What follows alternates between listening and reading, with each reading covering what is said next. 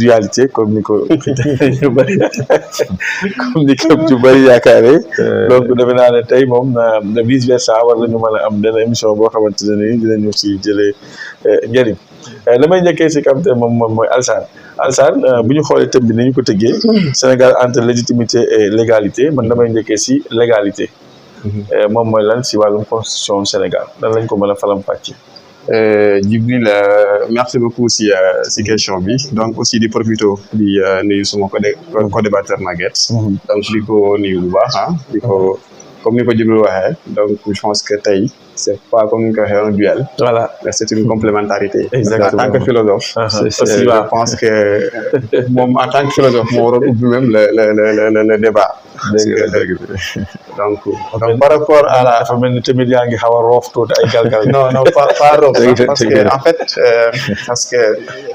philosophie donc benn kennu la si wàllum droit et bu ñuy wax aussi légitimité tout ça donc philosophie dafa am lu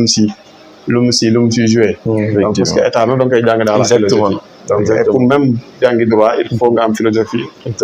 benn moyenne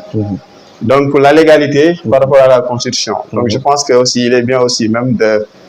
ñu leeral benn mbir parce que légalité par rapport à la constitution c'est xëy na mënoon nañu ko reformuler même neneen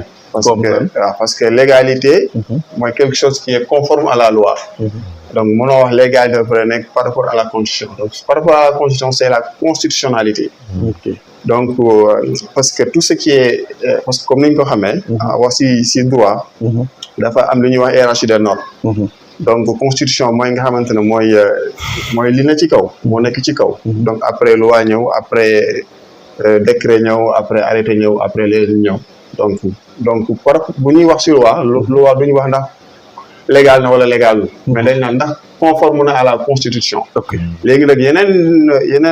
yeneen textes juridiques yi que ce soit les décrets que ce soit les arrêtés yooyu la ñuy wax na xam conforme na à la loi ba xam ndax légal donc bu ñuy wax wàllum loi man ni ma comprendre tey dañuy wax loi par rapport à ce que constitutionnalité ndax loi yi conforme na à la constitution d'accord voilà tu vois donc parce que loi bi parce que toutes les lois yi ñu war a jël au Sénégal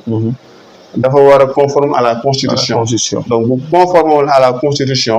il y a des moyens ya nga xamante ne mën nañ ko yóbbu au conseil constitutionnel pour que ñu annuler cette loi là je pense que def na sax débat par rapport à ces derniers jours par rapport au Sénégal exactement parce que pendant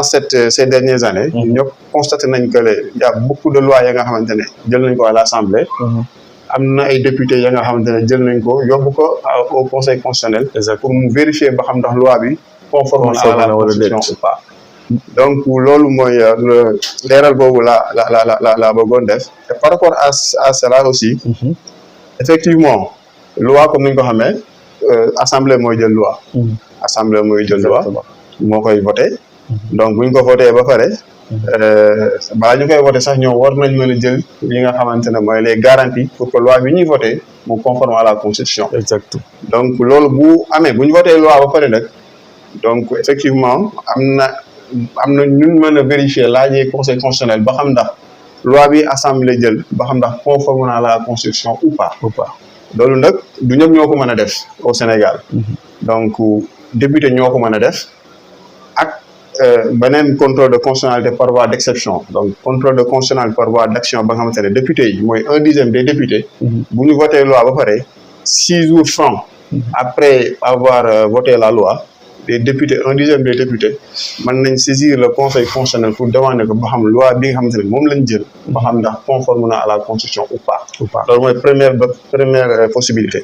beneen possibilité bi mooy le contrôle de constitutionnalité par voie d'exception loolu ni ñu koy misaalee mooy par exemple man su ma demoon ci yoon nekkoon tribunal war ma àtte au tribunal juge bi war bëgg ma àtte par rapport si benn loi donc man ma jàpp ne loi bi n'est pas conforme à la constitution man naa invoquer foofu lu ñuy wax exception d'inconstitutionnalité c'est-à-dire foofu damay wax juge bi ne que loi bi nga bëgg a appliquer c'est pas conforme à la constitution de ce fait juge bi au lieu que mu continuer di ma àtte dafay arrêter procédure bi léegi ñu saisir le conseil constitutionnel pour que mu vérifier ba xam ndax loi bi conforme na wala conforme donc loolu je pense que loolu laa bëggoon a leeral par rapport à la loi léegi nag légalité nag yeneen texte nga xamante ne dañ koy jël que ce soit les décrets que ce soit les arrêtés que ce soit les décisions yooyu nag ñu ngi koy jël nag bu ko autorité di jël muy le président wala le premier ministre wala les ministres wala les directeurs dafa war a conforme à la loi donc loolu nag bu yooyu bu conforme à la loi si la ñuy wax que ne c'est illégal c'est illégal donc je pense que par rapport